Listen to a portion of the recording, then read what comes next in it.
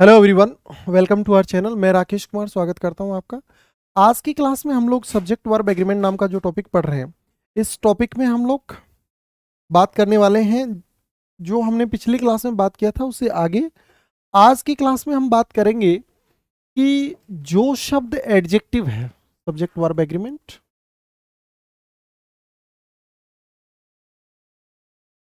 जिसको आप सिंटेक्स भी नाम देते हैं,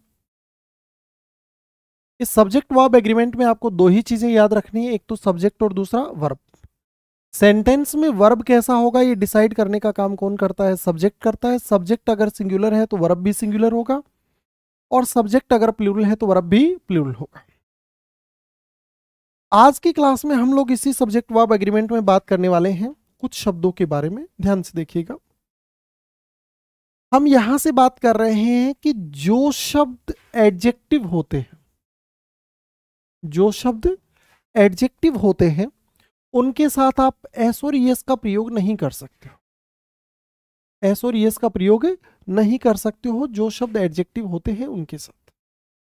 पहली चीज जो आपको याद रखनी है, an adjective can not be plural by using S और यस। एडजेक्टिव के साथ एस और यस का प्रयोग नहीं कर सकते हैं, और ना ही हम एडजेक्टिव के साथ एस और यस का प्रयोग करके उसे बहुवचन या प्लूरल बना सकते हैं। लेकिन याद रखेंगे कि अगर आप एडजेक्टिव से पहले द का प्रयोग कर दो,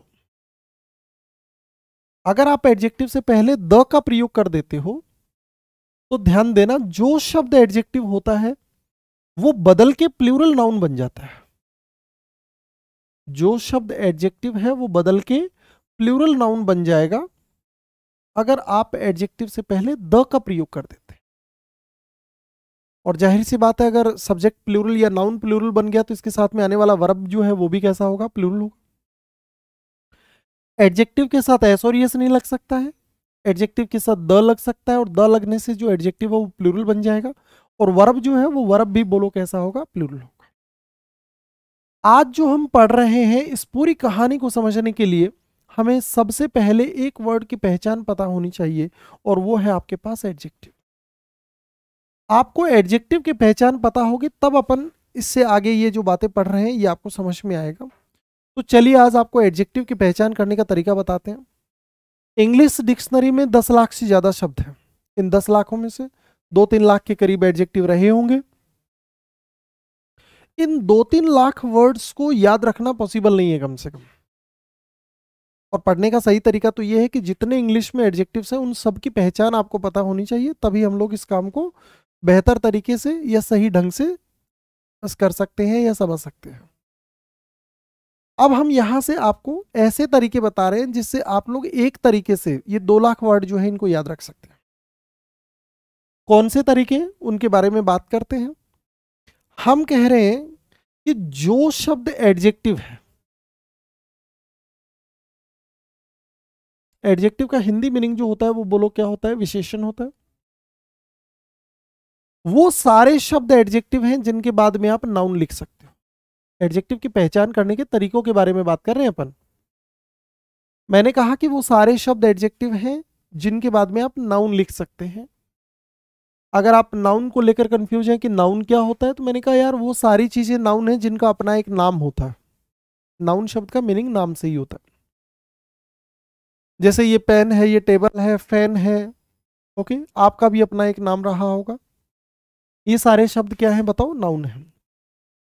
जैसे मैंने कोई भी एक रैंडम वर्ड ले लिया, मैंने आपसे पूछा कि बताओ ब्यूटीफुल शब्द क्या है। अब ब्यूटीफुल अगर एडजेक्टिव है तो अब मैं उसके बाद में क्या लिख पाऊंगा? नाउन लिख पाऊंगा। बताओ ब्यूटीफुल गर्ल हो सकता है क्या? बिल्कुल हो सकता है। ब्यूटीफुल पेन हो सकता है। इसका मतलब ब्यूटीफुल नाम का शब्द जो है वो बोलो क्या है? एडजेक्टिव है। ब्यूटीफुल एडजेक्टिव है। मैंने बोला हैंडसम वर्ड बोलो क्या होता है? हैंडसम। तो आप कहोगे हैंडसम बॉय हो सकता है। बॉय अगर नाउन है तो हैंडसम नाम का शब्द जो है वो बोलो क्या हो जाएगा? एडजेक्टिव हो जाएगा। मैंने अगला वर्ड बोला कि बताओ नेशनल वर्ड बोलो क्या होता है? नेशनल। आप कहेंगे नेशनल बर्ड हो सकता है। बर्ड नाउन है तो नेशनल बोलो क्या हो जाएगा? एडजेक्टिव। मैंने बोला फेमस वर्ड बोलो क्या होता है फेमस, तो आप कहेंगे फेमस पर्सन हो सकता है, इसका मतलब फेमस एडजेक्टिव है।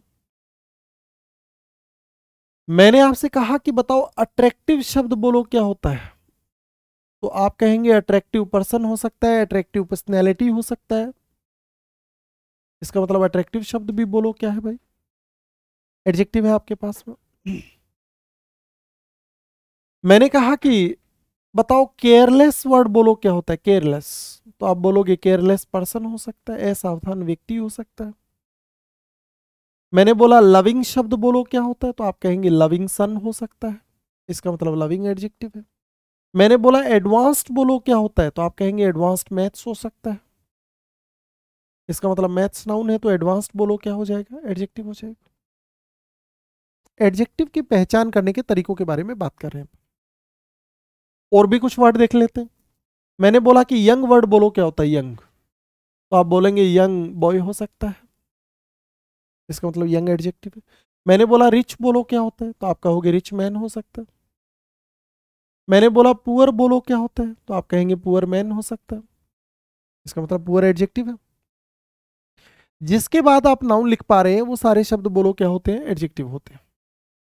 और पता करते हैं अपन।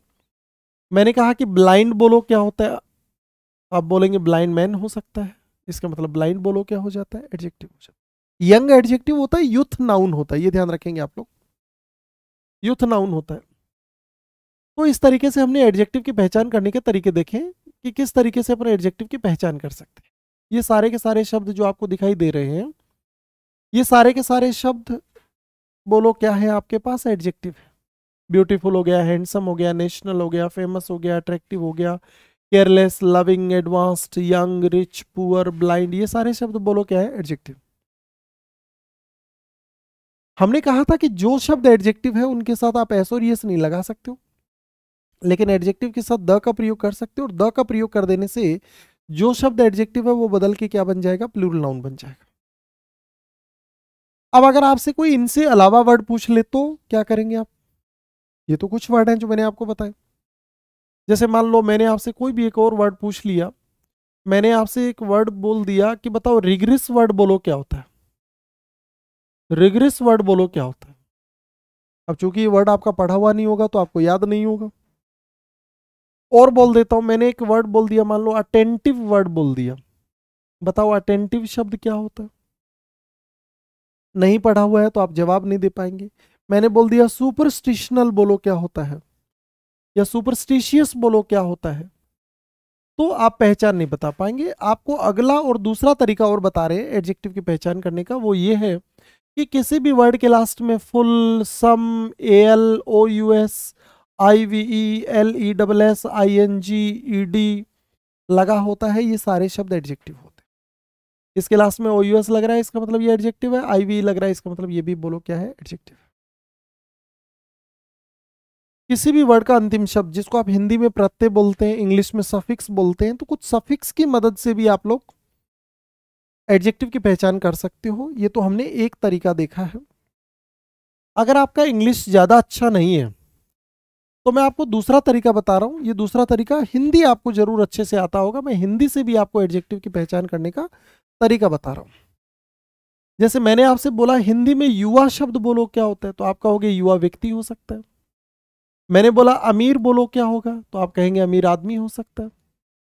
मैंने कहा कि गरीब बोलो क्या होता है, तो आप कहेंगे गरीब आदमी हो सकता है, गरीब आदमी हो सकता है। मैंने बोला अंधा शब्द बोलो क्या होता है, बोलो अंधा कानून हो सकता है, अंधा व्यक्ति हो सकता है। मैंने बोला लाल शब्द बोलो क्या होता है, तो आप कहेंगे लाल दुपट्टा हो सकता है। मैंने कहा छोटा शब्द बोलो क्या होता है, तो आप कहेंगे छोटा बालम हो सकता है। मैंने कहा रेशमी शब्द बोलो क्या होता है, तो आप कहेंगे रेशमी जुल्फें हो सकती हैं। मैंने बोला पतली शब्द बोलो क्या है, तो आप कहेंगे पतली कमर हो सकता है। मैंने कहा तिरछी शब्द बोलो क्या होता है, तो आप कहेंगे तिरछी नजर हो सकता है। मैंने बोला बेवफा शब्द बोलो क्या होता है, तो आप कहेंगे बेवफा सनम हो सकता है। वो सारे शब्द एडजेक्टिव हैं जिनके बाद में आप नाउन लिख सकते हैं। ऐसा आप हिंदी से भी पता कर सकते हैं, इंग्लिश से पता कर सकते हैं, हिंदी से भी पता कर सकते हैं। अब आ जाते हैं वापिस अपन यहाँ पे। आज की क्लास में हम जो पढ़ रहे हैं उसमें हम बात कर रहे हैं कि जो शब्द एडजेक्टिव है आप उसके साथ एस और ईएस का प्रयोग नहीं कर सकते, लेकिन अगर आप एडजेक्टिव से पहले द का प्रयोग कर दें तो जो शब्द पहले एडजेक्टिव था वो बदल के प्लूरल नाउन बन जाएगा। जैसे कि अपन यहां से पता कर रहे हैं कुछ वर्ड्स के बारे में। मैंने कहा कि यंग नाम का शब्द बोलो क्या होता है, आपके पास एडजेक्टिव होता है। आप इसको क्या नहीं बना सकते हैं बताओ? यंग्स नहीं बना सकते, यंग्स नहीं बना सकते। क्या बना सकते हैं आप? इसको द यंग बना सकते हैं। और द यंग बना देने से इस वर्ड का मीनिंग, जिसका मीनिंग पहले सिर्फ युवा था, अब इसका मीनिंग बदल के बन जाएगा युवा लोग। एडजेक्टिव से पहले द का प्रयोग लग जाने से ये बदल के प्लूरल नाउन बन जाता है। बिल्कुल इसी तरीके से अगर मैं आपसे पूछता हूं, बताओ पुअर शब्द है, एडजेक्टिव है, इसका मतलब जो होता है वो गरीब होता है। क्या नहीं बना सकते आप इसको? आप इसको पुअर्स नहीं बना सकते। क्या बना सकते हैं आप? इसे द पुअर बना सकते हैं। और द पुअर बन जाने से इस वर्ड का मीनिंग जो पहले सिर्फ गरीब था, इसका मीनिंग बदल जाएगा, बदल के बन जाएगा गरीब लोग। इसका मतलब द पुअर अगर लग जाए तो ये प्लूरल नाउन बन गया, कॉमन प्लूरल नाउन। और कॉमन प्लूरल नाउन है तो वर्ब जो है वो भी बोलो कैसा होगा? प्लूरल होगा। जैसे मैंने आपसे यहां से और कोई वर्ड दे दो, जैसे हमने ब्लाइंड ले लिया, एडजेक्टिव है, क्या नहीं बनेगा? अंधा होता है इसका मीनिंग एडजेक्टिव के रूप में। ब्लाइंड्स नहीं बना सकते। क्या बना सकते हैं आप इसे? द ब्लाइंड बना सकते हैं। और द ब्लाइंड का मीनिंग जो होता है वो बोलो क्या बन जाएगा? अंधे लोग बन जाएगा। इसी तरीके से मैंने बोला रिच वर्ड बोलो क्या होता है? एडजेक्टिव है, हिंदी मीनिंग इसका अमीर होता है, धनवान होता है। क्या नहीं बना सकते आप इसे? रिचेस नहीं बना सकते। क्या बना सकते हैं आप इसे? द रिच बना सकते हैं। और द रिच बनाने से इसका मीनिंग जो है वो बोलो क्या बन जाएगा? अमीर लोग बन जाएगा। लेकिन रिचेज वर्ड जो है, इससे आपको एक बात और सीखनी और समझनी है, वो ये है कि आपके पास एक रिचेज नाम का भी शब्द होता है जो कि नाउन होता है, जो कि नाउन होता है और प्लूरल होता है। कब? जब इसका मीनिंग धन या लग्जरी से होता है। ध्यान देना पड़ेगा आपको। एक जगह हमने रिचेज नाम के वर्ड को गलत कहा है, यहां पे हमने रिचेज नाम के वर्ड को सही कहा है। रिचेज गलत कब होगा? जब रिचेज वर्ड का मीनिंग आप किससे ले रहे हो? अमीर लोगों से ले रहे हो, तब तो रिचेज गलत है। और अगर रिचेज वर्ड का मीनिंग धन, पैसों से ले रहे हो, तो फिर रिचेज नाम का शब्द जो है वो प्लूरल नाउन के रूप में सही होगा। ये हमने कुछ बातें की हैं जिसमें हमने आज की क्लास में पढ़ा है कि जो शब्द एडजेक्टिव है उसके साथ आप एस और ईएस का प्रयोग नहीं कर सकते हैं। द का प्रयोग अगर आप एडजेक्टिव के साथ कर देते हैं तो ये बदल के प्लूरल नाउन बन जाता है। हमने कुछ एडजेक्टिव्स और उनके प्लूरल बनाने के तरीकों के बारे में भी बात की है। ये था हमारे पास एक बात, पहला तरीका जिसमें हम एडजेक्टिव के साथ एस और ईएस नहीं लगा पा रहे थे। अब बात कर रहे हैं इससे अगले तरीके के बारे में। इसी एडजेक्टिव का अगला भाग और देखना भाई। अगले भाग के बारे में अगर हम बात करें तो यहां पे आइए, यहां पर हम कह रहे हैं कि आपके पास में एक नाउन, एक एडजेक्टिव और एक आपके पास द प्लस एडजेक्टिव। ये जो द प्लस एडजेक्टिव होता है it is equal to plural noun होता है, कॉमन प्लूरल नाउन बन जाता है। ये देखिएगा यहां से हम तीन चीजों के बारे में बात कर रहे हैं। मैंने कहा कि इंग्लैंड नाम का शब्द जो है वो बोलो क्या है भाई? नाउन है। मैं इसे अगर इंग्लिश बना देता हूं तो ये इंग्लिश इस बार बोलो बदल के क्या बन गया भाई? एडजेक्टिव बन गया। इस इंग्लिश का मीनिंग यहां पे हो जाएगा अंग्रेज से, अंग्रेजी से नहीं होगा। क्या मीनिंग हो जाएगा इसका? अंग्रेज से। और अगर मैं इसको द इंग्लिश बोल देता हूं तो अब इसका मतलब जो होता है वो अंग्रेज लोग हो जाएगा। इसका मीनिंग बन जाएगा अंग्रेज लोग। बिल्कुल इसी तरीके से जैसे मैंने फ्रांस ले लिया, वहां की भाषा क्या है? बोलो फ्रेंच। इस बार फ्रेंच बोलो क्या है? एडजेक्टिव। द फ्रेंच बोल दूं तो इसका मीनिंग बोलो क्या बन जाएगा? फ्रांस के लोग बन जाएगा, फ्रांस के लोग बन जाएगा। ये तो मैंने 2 देशों के नाम के बारे में आपको बताया, ये बाकी देशों के नाम के साथ भी ऐसा पॉसिबल है। तो हम कह रहे हैं कि जो किसी भी देश की भाषा है वो नाउन भी हो सकती है और एडजेक्टिव भी हो सकती है। इस बात को समझने के लिए मैं आपको इंग्लिश का एग्जाम्पल बताता हूं। जैसे इंग्लिश नाम का जो शब्द है, इस इंग्लिश के 2 मीनिंग है। इंग्लिश जब नाउन होता है तो इसका मतलब होता है अंग्रेजी, जो कि क्या है बताओ, भाषा। और जब इंग्लिश एडजेक्टिव होता है तो इसका मीनिंग होता है अंग्रेज से। 2 मीनिंग है यहाँ पे, अंग्रेजी और अंग्रेज। जब आप इसको अंग्रेजी के रूप में यूज कर रहे हो तो ये भाषा है, नाउन है। एडजेक्टिव के रूप में यूज कर रहे हो तो ये अंग्रेज है। अब यहां से आपको एक बात याद रखनी है कि जितनी भी भाषाएं होती हैं जिसको आप लैंग्वेज बोलते हैं, ये सब नाउन होती हैं। और ये जो भाषाएं हैं इनसे पहले आप द का प्रयोग नहीं कर सकते। भाषाओं से पहले क्या नहीं लगा सकते हो, द। इसका मतलब इंग्लिश से पहले द लग भी सकता है और नहीं भी लगेगा। कब नहीं लगेगा इंग्लिश से पहले द? जब इंग्लिश वर्ड का मीनिंग जो है वो किससे होता है, अंग्रेजी से होता है। जब इंग्लिश शब्द का मीनिंग अंग्रेजी से होगा तब तो आप द का प्रयोग नहीं कर सकते हो। लेकिन अगर इंग्लिश शब्द का मीनिंग जो है वो एडजेक्टिव से होगा, अंग्रेज से होगा, तो फिर आप द का प्रयोग कर सकते हो। भाषा के रूप में द का प्रयोग नहीं होता है, एडजेक्टिव के रूप में हो सकता है। अब मैं अगर आपसे पूछता हूं कि बताओ मैं इंग्लिश टीचर हूं क्या, मैं इंग्लिश टीचर हूं क्या, तो टीचर शब्द बोलो क्या है, नाउन। और नाउन से पहले इंग्लिश आ रहा है तो इंग्लिश बोलो क्या हो जाएगा आपके पास, एडजेक्टिव। इसका मतलब ये जो इंग्लिश टीचर नाम का शब्द मैंने लिखा है और एडजेक्टिव के रूप में इंग्लिश का मीनिंग बोलो क्या होता है, अंग्रेज। इसका मतलब इस इंग्लिश टीचर जो है इसका मीनिंग बन जाएगा अंग्रेज अध्यापक, न कि अंग्रेजी का अध्यापक।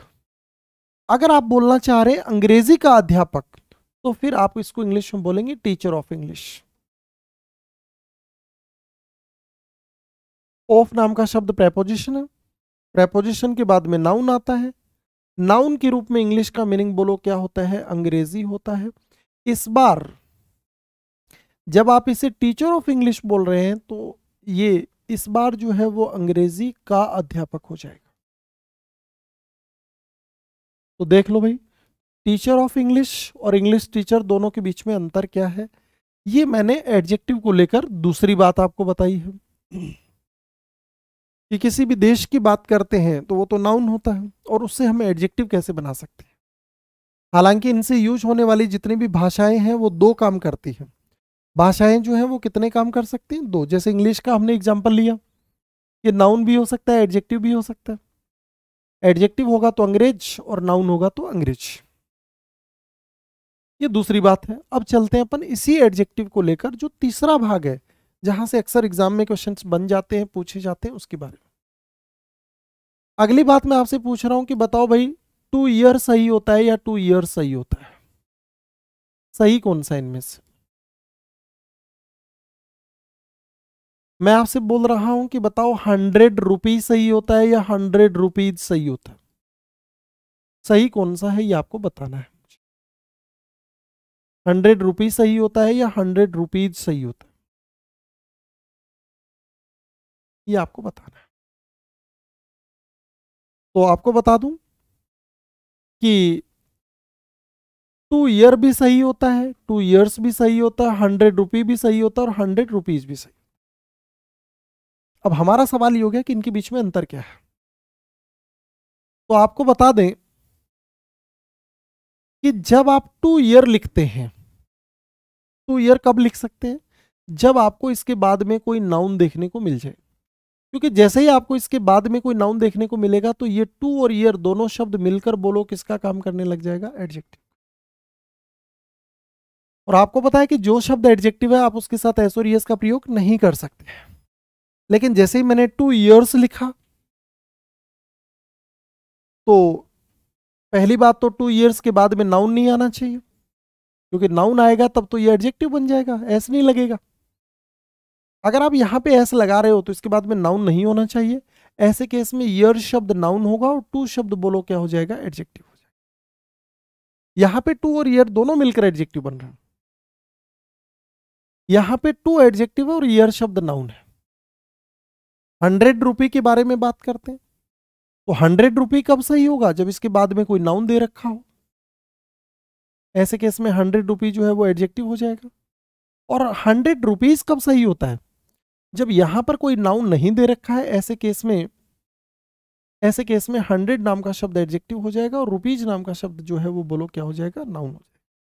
कहने का सिंपल सा मतलब है कि हम जो शब्द नाउन है उसके साथ हम एस और एस का प्रयोग कर सकते हैं, लेकिन जो शब्द एडजेक्टिव है उसके साथ हम एस और एस का प्रयोग नहीं कर सकते हैं। ये आपके पास अगली बात है।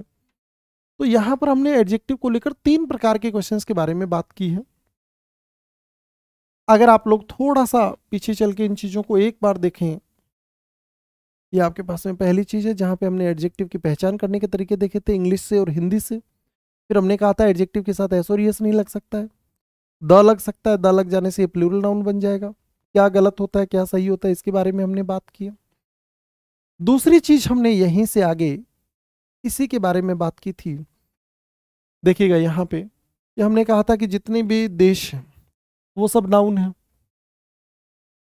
जैसे इंग्लैंड से हमने इंग्लिश बनाया, द इंग्लिश बनाया, फ्रांस से फ्रेंच और द फ्रेंच बनाया। इंग्लिश नाम के 2 शब्द होते हैं, अंग्रेजी और अंग्रेज। नाउन होता है, भाषा होती है अंग्रेजी तब तो होता है नाउन, और अंग्रेज होता है तब ये होता है एडजेक्टिव। फिर हमने पता किया कि 2 ईयर्स सही होता है या 2 ईयर्स, ये तीसरी बात है इसी एडजेक्टिव वाले भाग को लेकर। तो हमने कहा सही तो दोनों है। 2 ईयर के बाद में अगर नाउन देखने को मिल जाए तब तो समझ जाना कि 2 ईयर एडजेक्टिव है, और 2 ईयर्स के बाद में नाउन ना देखने को मिले तो समझ जाना कि 2 ईयर्स में 2 एडजेक्टिव और ईयर्स नाम का शब्द नाउन है। नाउन के साथ एस और एस लगा सकते हैं, एडजेक्टिव के साथ नहीं लगा सकते। ये पूरी कहानी आपको तब समझ में आएगी जब अपन इससे संबंधित जो एग्जाम्पल्स हैं उनके बारे में बात करेंगे तब। देखिए एक बार, मैं अक्सर मेरी क्लास में कुछ बातें बोलता हूँ, आपको भी बता दूं। मैं अक्सर बोलता हूँ कि देखिए भाई, मेरे पास पढ़ाने के 2 तरीके हैं। पहला तरीका बहुत सिंपल है, आपको आसानी से समझ में आ जाएगा, पढ़कर अच्छा भी लगेगा और एग्जाम में नहीं आएगा। दूसरा तरीका मुश्किल है, समझना पड़ेगा, एग्जाम में डेफिनेटली पूछा जाएगा। बताइए कौन सा पढ़ाया जाना चाहिए? तो आप कहेंगे एग्जाम वाला पढ़ाइए। मैंने कहा नहीं, चाहिए तो मुझे ये कि मैं आपको वो पढ़ाऊं जो इंटरेस्टिंग हो, जो सिंपल हो, आसानी से समझ में आ जाए, क्योंकि ऐसा कर देने से आप शायद मुझे ज़्यादा देखें, मुझे ज़्यादा पसंद करें, ये संभावना है। इसी बात को समझाने के लिए मैं आपको एक बेसिक एग्जांपल बताता हूं। जैसे मेरा मैथमेटिक्स बहुत कमज़ोर है, मैं लगभग कई जगह इंग्लिश मतलब मैथमेटिक्स सीखने गया, आज तक मुझे कोई मैथमेटिक्स नहीं सिखा पाया। अब मैं ये तो कहूँगा नहीं कि भाई मैं मैथ नहीं सीख पाया, लेकिन मैं आपको कुछ बातें बता रहा हूँ, इंटरेस्टिंग है। मैं एक जगह गया जहाँ पे मुझे बताया जा रहा था कि बिना पेन चलाए मैथ सीखें। मुझे लगा ये आसान है, इस बार मैं मैथ्स ज़रूर सीख जाऊँगा। चूँकि मुझे कहा गया नहीं गया था तो मैं पेन लेकर भी नहीं गया। तो उन्होंने कहा, ऐसे ही कोई क्वेश्चन था, थोड़ा इधर उधर हो सकता है, पर मैंने जो लगभग क्वेश्चन जो था, मुझे कहा गया है कि वस्तु पे अगर 20% का लाभ होता है और उसी वस्तु पे अगर हम 20% की हानि हो, एक आर्टिकल पे 20% का प्रॉफिट और 20% का लॉस हो, तो मुझे कुछ ऐसा बताया गया था कि ऐसे केस में आपको पेन नहीं चलाना है।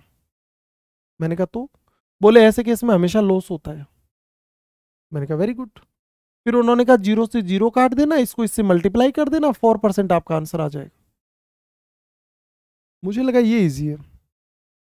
मैंने कहा सर 10% हो तो? बोले कोई दिक्कत नहीं है, लॉस होगा 0 से 0 काट दीजिए, 1 को 1 से मल्टीप्लाई कर दीजिए, 1% लॉस, आपका आंसर आ जाएगा।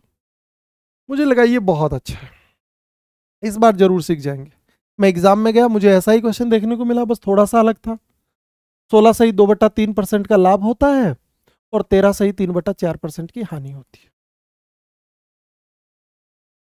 आप समझ गए होंगे कि मैं क्या बताने की कोशिश कर रहा हूँ। ये वो है जो जनरली हम पढ़ाया जाता है, इंटरेस्टिंग होता है, पढ़कर देखकर सुन के अच्छा लगता है, और ये वो है जो एग्जाम में पूछा जाता है। इसलिए मैंने आपसे सबसे पहले ये पूछा था कि बताइए, देखो जो जितना डीप में जाकर हम चीज़ों को देख रहे हैं उसके लिए ज़रूरी है कि आप थोड़ा सा ध्यान दें, थोड़ा सा सब्र रखें, समझे, चीज़ों को समझें। एग्जाम का लेवल तो ऐसा ही है। हाँ, इससे कम और आसान पढ़ के आपको सिर्फ खुश रखा जा सकता है, या आप अपने ईगो को सेटिस्फाई कर सकते हैं, ऐसा काफ़ी नहीं है। हमारे लिए ज़रूरी है कि जो एग्ज़ाम में आता है, जिस लेवल से एग्ज़ाम में आता है, उस तरीके से हम पढ़ें। तो हमें कुछ ऐसा नहीं पढ़ना है यार, ये हो सकता है पढ़ने में ईजी हो, पर ये एग्ज़ाम में ये वाली चीज़ें आती हैं, अपन को ये वाला आना है। अच्छा, उसके बाद में कुछ पूछ रहे हैं कि सर अब मैथ्स का क्या हुआ। मैंने कहा मैथ्स से भरोसा उठ गया उसके बाद में मेरा। चलो भाई आगे चलते हैं अपन यहाँ से। कुछ एग्जाम्पल्स उसी से रिलेटेड, उस एडजेक्टिव वाले भाग को लेकर हम बात कर रहे हैं। पहले एग्जाम्पल के बारे में हम बात करें, young must make it happen. ये मैंने एक सिंपल सा एग्जाम्पल आप लोगों के लिए लिखा है। सेंटेंस के मैं 4 भाग बना दे रहा हूं। सेंटेंस के कौन से पार्ट में एरर है ऐसा आपको मुझे बताना है। ये आपके पास में याद रखें। यहां से मैंने आपको यंग्स को गलत कहा था, यंग को गलत नहीं कहा था। इसका मतलब सवाल ये रहने वाला है कि यंग्स गलत होता है, वो तो ठीक है, पर क्या यंग गलत है क्या? यहां पे बात करेंगे अपन इसके बारे में, लेकिन पहले अपन इनसे रिलेटेड कुछ 1 2 4 और एग्जाम्पल्स लिख लेते हैं, फिर अपन एक साथ इनके जवाब और इनके सोल्यूशन के बारे में बात करेंगे। अगला एग्जाम्पल आपके पास लिखा गया है, the rich often exploits the poor in many spheres of our civilized country। ये आपके पास में नेक्स्ट एग्जांपल दे रखा है। लास्ट में मैं नो एरर लिख दे रहा हूं। ये आपके पास नंबर 4 रहने वाला है, ये 3 है, ये 2 है और ये 1। कौन से पार्ट में एरर है ऐसा आप मुझे बताने वाले हो। नेक्स्ट एग्जांपल मैं यहां पे बना देता हूं, रिचेस हैव विंग्स। आपको जवाब देने में दिक्कत ना रहे इसलिए मैं आपको बता दूं कि इस वाले सेंटेंस में ये जो रिचेस नाम का वर्ड आपको दिखाई दे रहा है, इस रिचेस शब्द का मीनिंग यहां पे धन से है, ताकि आप मुझे जवाब देने में ज्यादा परेशानी ना रहे। ये थर्ड एग्जांपल आपके पास। एक दो और देख लेते हैं, फिर इनको एक साथ पढ़ेंगे अपन। अगला सेंटेंस लिखा गया है, the English has many rules. जितना हम पढ़कर आए हैं उसको लेकर अगर आपको याद है तो आपको पता होगा कि हमने कहा था कि इंग्लिश से पहले द का प्रयोग नहीं होगा। कब? जब अंग्रेजी भाषा है, और इंग्लिश से पहले द का प्रयोग हो सकता है अगर इंग्लिश एडजेक्टिव है, मतलब इंग्लिश का मीनिंग अंग्रेज से है। इसका मतलब आप यहां पे बताओगे कि इंग्लिश का मतलब अंग्रेजी से है या अंग्रेज लोगों से है। अगर इंग्लिश का मीनिंग अंग्रेजी से है तो द नहीं लगेगा, और अंग्रेज लोगों से है तो हैज को हैव बनाना है। और अगर आप बात रूल्स की करते हो तो रूल्स तो लोगों के भी हो सकते हैं और भाषा के भी होते हैं। तो यहां आप कैसे डिसाइड करेंगे? आज हम इस वाली बात को भी जानेंगे कि कई बार हमें 2 भाग ऐसे लगते हैं कि अगर पहले पार्ट में एरर कर दें तब भी सेंटेंस सही हो रहा है, दूसरे में कर दें तब भी सही हो रहा है। तो ऐसे केस में हमें कैसे डिसीजन लेना होता है, ये भी हम बात करेंगे। आगे चलते हैं अपन, नेक्स्ट एग्जाम्पल के बारे में बात कर लेते हैं इसी से रिलेटेड। अगला सेंटेंस में आपके लिए इजी बना देता हूं, the English is a language of facts. ये मैंने एक सिंपल सा एग्जांपल बना दिया आपके लिए। यहां पे जवाब देने में आपको ज्यादा परेशानी नहीं रहने वाली है। ये कुछ 5 एग्जाम्पल्स आपके पास बोर्ड पे लिखे हुए और भी हैं जिनके बारे में हम बात करेंगे, क्योंकि अभी पूरी कहानी नहीं हुई है।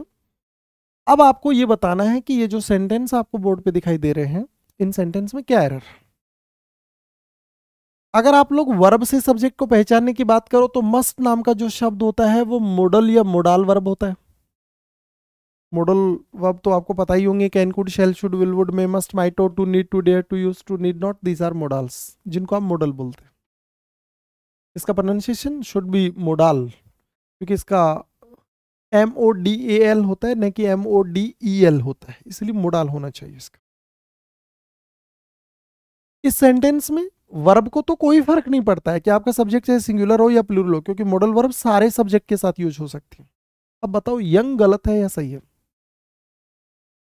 वैसे अगर आप थोड़ा सा ध्यान से पढ़ के आए हैं तो आप लोगों को याद होगा कि हमने कहा था कि यंग्स जो है ना वो गलत है, क्योंकि एडजेक्टिव के साथ एस और यस नहीं लगा सकते। यहां पे मैंने एडजेक्टिव के साथ एस और यस नहीं लगाया है। अब मैं आपसे पूछना चाह रहा हूं कि बताओ ये सही है या गलत है। तो चलिए अपन पता करते हैं इस चीज के बारे में। यहां पे बता दूं आपको मैं, हमने कहा था कि सेंटेंस में हम पहले क्या लिखते हैं, सब्जेक्ट, उसके बाद में क्या लिखते हैं, वर्ब, वर्ब के बाद में क्या देखने को मिल सकता है, ऑब्जेक्ट। वैसे हमें तो आगे वाली बातें पढ़नी नहीं चाहिए, क्योंकि हम तो सिर्फ सब्जेक्ट और वर्ब को ही सीख रहे हैं फिलहाल। आपको बता दूं कि सब्जेक्ट के स्थान पे यूज होने वाला शब्द जो होता है वो नाउन प्रोनाउन होना चाहिए भाई। मतलब ये वर्ब है, और अगर ये वर्ब है तो ये वाला भाग बोलो क्या हो गया, सब्जेक्ट। और अगर ये सब्जेक्ट है तो फिर यहां पे आपको नाउन या प्रोनाउन ही लिखना है, जबकि यंग नाम का शब्द बोलो क्या हो गया, एडजेक्टिव। इसका मतलब सब्जेक्ट के स्थान पे हम एडजेक्टिव नहीं लिख सकते, हमें लिखना है नाउन। अब एडजेक्टिव को नाउन कैसे बनाते हैं, तो मेरे पास दो तरीके हैं।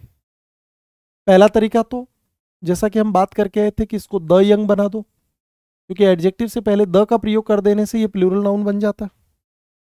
और दूसरा तरीका, यंग एडजेक्टिव होता है, यूथ नाउन होता है, तो आप चाहें तो यहां पे यूथ को यूथ्स भी बना सकते हैं, पर कम से कम यंग तो गलत है।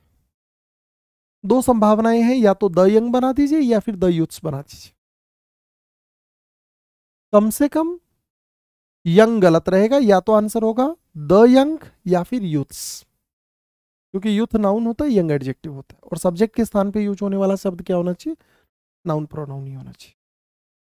दूसरे में चलते हैं, इस बार आपको द रिच दिखाई दे रहा है, तो द प्लस रिच लग गया, तो इसका मतलब ये प्लूरल बहुवचन बन गया। ऑफन या ऑफ्टन नाम का शब्द तो एडवर्ब है, इससे तो हमें कोई फर्क ही नहीं पड़ेगा, ये वाला भाग वर्ब है। वर्ब के साथ एस और एस का प्रयोग हो जाने से वर्ब सिंगुलर बन जाता है, जबकि हमारा सब्जेक्ट है प्लूरल, तो हमें वर्ब भी कैसा चाहिए, प्लूरल। तो यहां से हम क्या हटा देंगे, एस हटा देंगे, एक्सप्लॉइट रह जाएगा। यहाँ पे एक्सप्लॉइट का मतलब शोषण करना होता है ना। मैंने यहाँ पे बता दिया था रिचेस का मीनिंग यहाँ पे धन से है, तो ये प्लूरल है, वर्ब भी प्लूरल होगा। सेंटेंस का जवाब बोलो क्या हो जाएगा, नो एरर। अगले सेंटेंस में चलते, ये इंटरेस्टिंग बात है।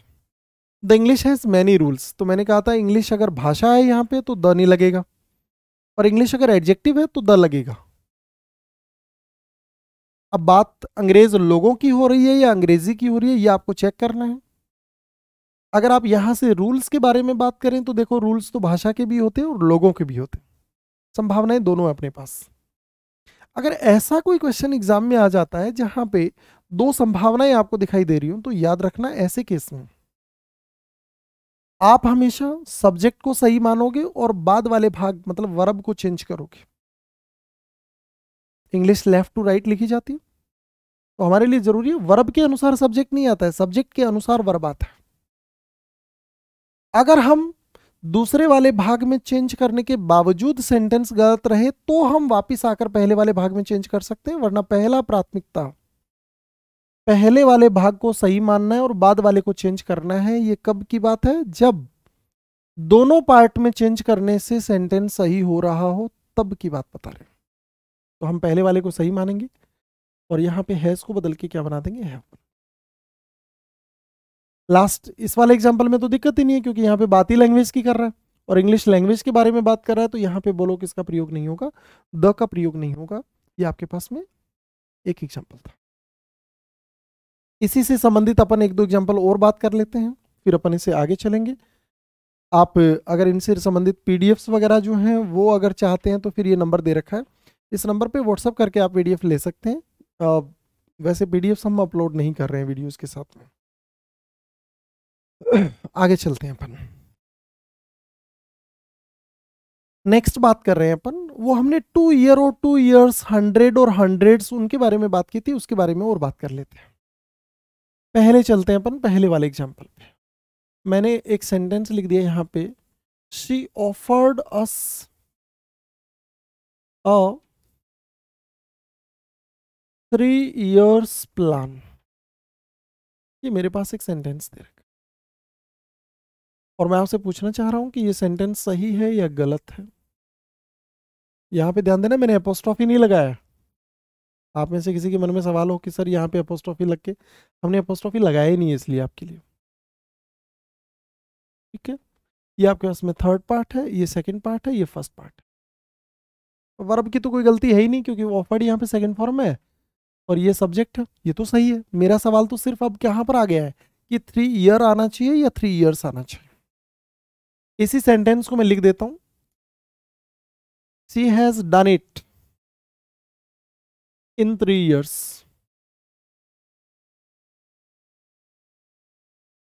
ये मैंने आपके लिए दूसरा एग्जांपल लिख लिया ताकि आपको बेहतर समझ में आए। एक एग्जांपल और लिख देता हूं यहां से, my brother give me a 500 rupees note. और इसी को अगर मैं चेंज कर देता हूं, आई लॉस्ट माई 500 रुपीज। ये मैंने एक से ज्यादा एग्जाम्पल आपके पास और लिखे हैं ताकि आप लोगों को ये बातें समझ में आए कि रुपीज सही होता है या रुपीज सही होता है, 2 ईयर सही होता है या 2 ईयर सही होता है। चलते हैं अपन पहले वाले एग्जाम्पल पे। मैंने कहा था कि अगर यहां पे कोई नाउन दे रखा है तो ये वाला भाग जो है वो बोलो क्या हो जाएगा, एडजेक्टिव हो जाएगा। और अगर ये वाला भाग एडजेक्टिव है तो हमने कहा था एडजेक्टिव के साथ आप एस और ईएस का प्रयोग नहीं कर सकते, इसलिए यहां से हम क्या हटा देंगे, एस हटा देंगे, क्योंकि एडजेक्टिव के साथ एस और ईएस का प्रयोग नहीं हो सकता। अगले सेंटेंस में चलते हैं, she has done it in 3 years। यहां पे ईयर शब्द बोलो क्या है, नाउन, और 3 शब्द बोलो क्या है, एडजेक्टिव। हाँ, नाउन के साथ एस और ईएस लगा सकते हैं, एडजेक्टिव के साथ नहीं लगा सकते। यहां पर ये दोनों शब्द मिलकर एडजेक्टिव बना रहे हैं। यहां पर ईयर्स नाउन है क्योंकि आगे नाउन नहीं दे रखा है, आगे अगर कोई नाउन होता तो फिर मैं इसको और दोनों को मिला के एडजेक्टिव बना देता। ये सही है। My brother give me 500 rupees note. Note शब्द बोलो क्या है, नाउन है। तो फिर नाउन से पहले वाला भाग बोलो क्या हो जाएगा, एडजेक्टिव हो जाएगा। और जो शब्द एडजेक्टिव है उसके साथ हम क्या नहीं लगाएंगे, एस और एस नहीं लगाएंगे। इसमें आ जाओ, आई लॉस्ट माई 500 रुपीज। यहां पे रुपीज नाम का शब्द बोलो क्या होता है, नाउन, और 500 बोलो क्या हो जाएगा, एडजेक्टिव। नाउन है तो एस और एस का प्रयोग कर सकते हैं, ये वाला सही है। ये 4 एग्जाम्पल आपके पास दे रखे हैं। आगे चल के अगर मैं आपको थोड़ा सा और डीप में जाकर समझाऊं, अगर आप कंफ्यूज ना हो तो, वैसे आगे चल के हम नाउन नाम का टॉपिक पढ़ेंगे, वहां पे इसके बारे में थोड़ा सा डिटेल्ड डिस्कशन करने वाले हैं। पर अगर आप यहां से थोड़ा सा और जानना चाहें, जो आप में से कुछ लोगों के मन में सवाल हो सकता है, तो आपको बता दूं कि ये जो 3 years नाम का जो वर्ड था, इसमें से हमने एस हटाकर सेंटेंस को बनाया। मैं चाहता तो, इस पहले वाले एग्जाम्पल का बता रहा हूं मैं आपको, मैं चाहता तो इस वाले को जो है वो 3 years अपोस्ट्रोफी लगाकर भी बना सकता था, ऐसा भी सही होता है, ध्यान दे लेना। क्योंकि अपोस्ट्रोफी लगा देने का मतलब हो जाता है कि ये वाला शब्द भी नाउन है और ये वाला शब्द भी बोलो क्या है, नाउन। अगर अपोस्ट्रोफी लगा देते हैं तो हम एस के बाद में अपोस्ट्रोफी लगा सकते हैं, क्योंकि इस बार ये किसके रूप में यूज हो रहा है, नाउन के रूप में यूज हो रहा है, ये भी नाउन है। लेकिन अगर हम अपोस्ट्रोफी नहीं लगाते हैं तो ये वाला शब्द नाउन है और पहले वाला शब्द बोलो क्या हो जाता है, एडजेक्टिव।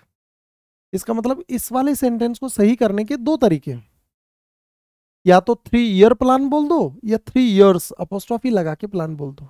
बिना अपोस्ट्रोफी के नहीं लिखा जा सकता है। ये 2 संभावनाएं आपके पास है जब हम ईयर को ईयर्स बना सकते हैं, लेकिन एडजेक्टिव के साथ एस और एस नहीं लगा सकते, ऐसा अपन अब से पहले जान चुके।